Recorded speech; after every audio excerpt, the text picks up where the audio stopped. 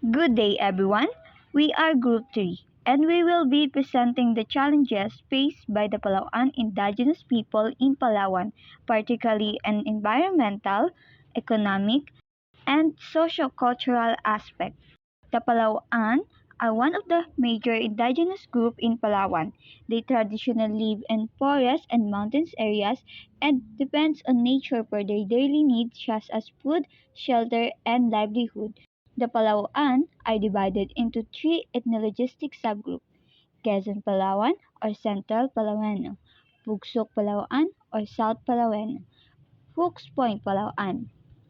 This report focused on the different challenges experienced by the Palaw'an community. First are the environmental challenges.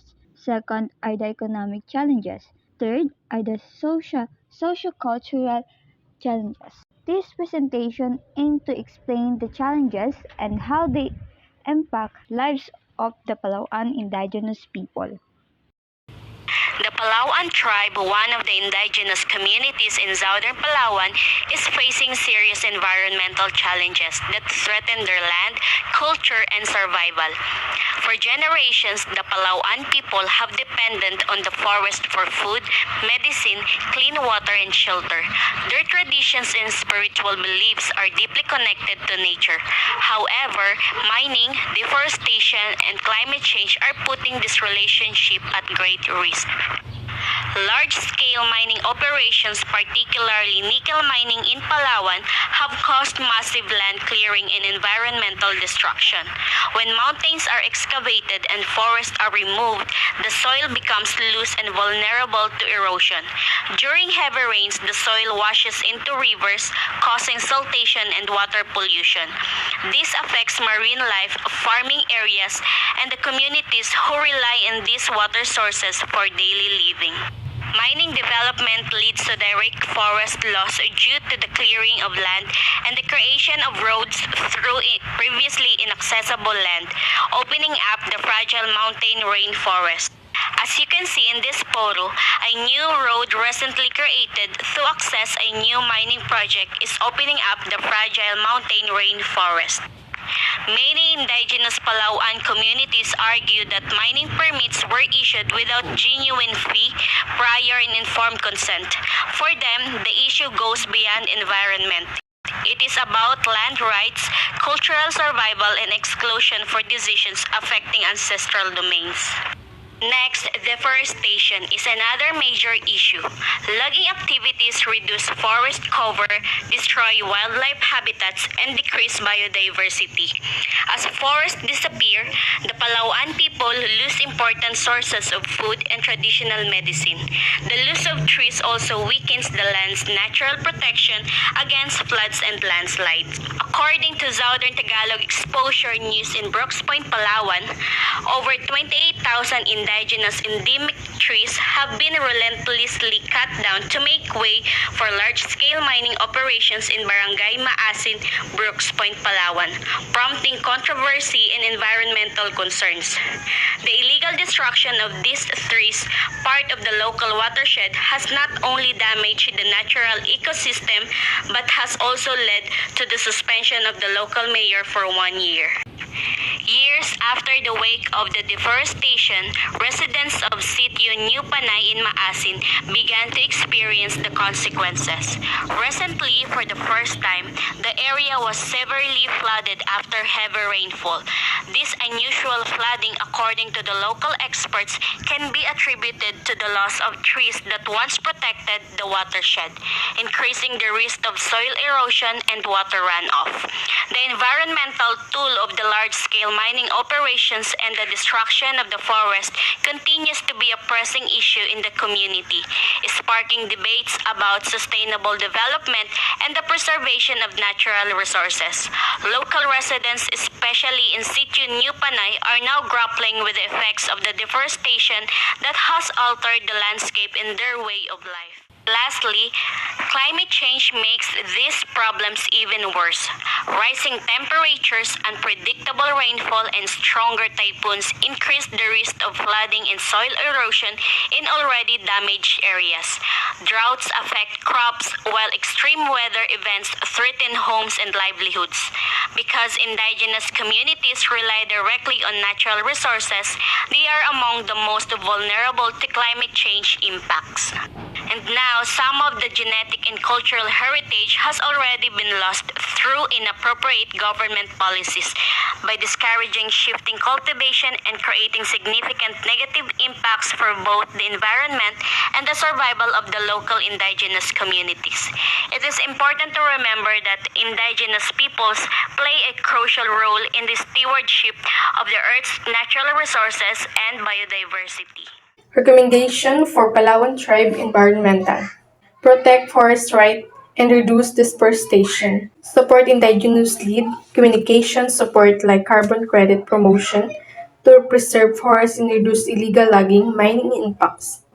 Promote sustainable land use and agroforestry. Encourage training and programs in agroforestry and sustainable farm planning that increase tree cover and improve livelihoods. Development community-based ecotourism. Empower Palaw'an community to manage ecotourism, site sustainable, balancing income with engage in border environmental governance. Advocate for strong environmental laws like the mining to protect watershed, forests, and indigenous lands. Education and capacity building, support environmental education and capacity development to restrain indigenous knowledge and sustainable practices. Proper waste disposal. Proper waste disposal can help prevent pollution in the environment, dispose of waste in designated area, and recycle materials. And use of eco-friendly product. Using eco-friendly products such as reusable bags, waste container, and product made from recycled material can help reduce the use of plastic and other materials that harm the environment. My topic is economic challenge. First is loss of ancestral lands and displacement. Is when indigenous peoples in long-standing local communities are forced or pressured to leave territories their groups have lived on, managed, and tend their cultural, spiritual, and economic lives to 4 generations. Causes include development projects, is land grabbing, policy changes, conflict, or environment shift. The second is decline of traditional livelihoods, is the fading or disappearance of time-honored ways of earning a living such as subsistence agriculture, fishing, handcraft making, herding, or hunting that are rooted in a community's cultural practices, ecological knowledge, and connection to their land. This decline is caused by factors like loss of access to natural resources, climate change, and facts, pressure from modern industries, shifting market preference, and inadequate policy support. My last is cultural and knowledge loss impacting economic resilience. Describe how the erosion of a community's traditions, language, traditional ecological knowledge, and cultural practices weakens its capacity to withstand economic challenge and build long-term stability. Valuable stand insights like sustainable resource management, adaptive farming, or specialized graph technique passed down through generations are often lost as communities face displacement, marginalization, or internal pressures. Recommendations for economic challenges of Palaw'an tribes. So, first, protect ancestral lands and ensure proper consultation before projects. The Palaw'an's ancestral lands are very important to their identity and way of life. Any development or project should only happen after the community is properly consulted and agrees to it.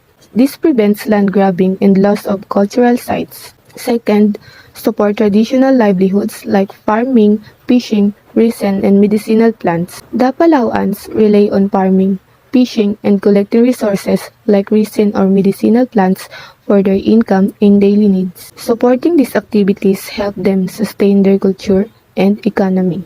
Third, promote sustainable economic opportunities like ecotourism, handicrafts, and training. Encouraging eco-friendly businesses like ecotourism or selling traditional crafts can provide income without harming the environment. Training programs also help the community improve skills and access better opportunities. Lastly, prevent environmental damage and preserve cultural knowledge.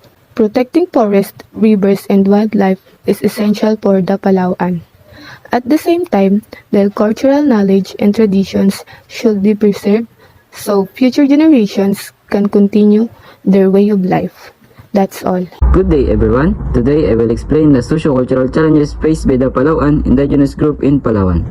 First, the spiritual life of Palaw'an is deeply connected to Ampu, who they believe is the master of the world. Their traditions, rituals, and daily decisions are guided by this belief. However, modernizations and outside influences sometimes cause younger generations to slowly move away from these spiritual practices. Second is the loss of ancestral domain. Many Palaw'an communities experience difficulty in securing their land through the certificate of ancestral domain, title, or CADT. Because of this long and complicated process, their ownership of ancestral land becomes uncertain, making them vulnerable to displacement and development projects. Third is cultural erosion. Many Palaw'an youth migrate to cities for education work opportunities. As a result, traditional practices like basal and tultul, which are forms of oral literature and storytelling, are slowly declining. Lastly, the Palaw'an also face marginalization and discrimination. Some experience unequal treatment, which weakens their cultural identity and limits their participation in society. In conclusion, protecting Palaw'an culture and ancestral land is important to preserve their identity and traditions for future generations. Thank you. Number 1. Strategy of central domain protection. This means helping the Palaw'an illegally secure their land through the certificate of ancestral domain title CEDT with their land is officially recognized under Indigenous People Rights Act of 1997 IPRE. Then they are protected from displacement and exploitation. Land security have preserve their culture because their tradition, village, and livelihood are connected to their central land. Number 2. Cultural preservation program. This recognition process on protecting tradition practices like basal, gum, music, and tultul, effect chanting, school, and local government can supporting cultural education festival and documentation of tradition with young people learn their culture and prevents cultural erosion. Number 3. Youth engagement and education providing scholarship and culturally sensitive education encourages young Palaw'an to finish school while still representing their identity. If there are local job opportunities, fewer youth will migrate to city, helping preserve their tradition with the community. Number 4. Discrimination and social inclusion awareness program and dialogues between indigenous group and lowland settlers can reduce promoting respect, help region pride and indigenous identity and reduce marginalization. Before I start, let me introduce myself. I am Mary Ann Elenco. So, in conclusion, the environmental, economic, and socio-cultural challenges faced by the Palaw'an tribe are deeply interconnected and continue to threaten the traditional way of life. Environmental problems such as deforestation, mining, and climate change have damaged forests, rivers, and wildlife that the tribes depends on for food, shelter, and cultural practices. As natural resources decline in Palawan, the Palaw'an people experience food insecurity and are forced to change their traditional livelihoods. These environmental changes weaken their self-sufficiency and increase their dependence on external support, making them vulnerable to poverty and displacement within the Philippines. I am then Crisel Ohas. In addition to conclusion, the economic, environmental, and socio-cultural aspects of the Palaw'an tribe are closely connected to their way of life and overall well-being. Their environments serve as the main source of food, shelter, and livelihood, while their economic activities are often based on natural resources and traditional practices. These elements support their daily needs and help maintain their independence as an indigenous community. At the same time, their socio-cultural traditions, belief, and custom plays an important role in guiding their relationship with nature and strengthening unity among community members. Overall, the economic, environmental, and social cultural foundations are essential in sustaining their community, preserving their traditions, and supporting their long-term development and cultural continuity.